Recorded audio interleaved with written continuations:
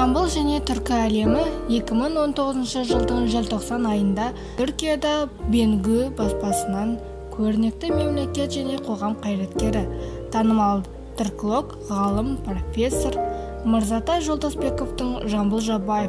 Ұлы дала ақыны» атты еңбегі Қазақстан Республикасының Түркия Республикасындағы елшілігі, Еуразия жазушылар одағы және Кавказ аймағы университеттері қауымында қолдауымен Түркияда түрік тілінде жарық көрді.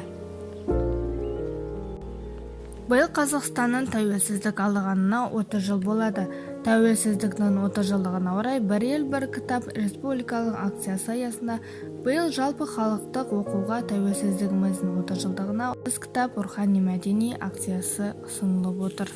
5 түрлі бағыттағы әдебиеттер таңдалып алынған болатын.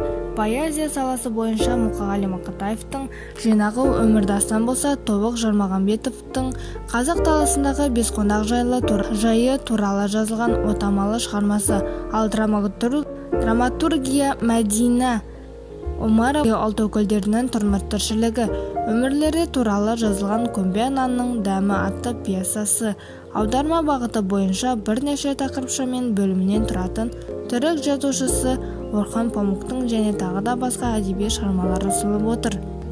Қазақтың тілі өте бай, ләкин қазақтың тілімен қандай кітап болса да жазуға болады. Қазақ тілі мұншалықты жатық һәм анық болар еді, егер де біздің қазақтар аңғарып, бөтен тілі араластырмастан ілгері бастырып сөйлесе.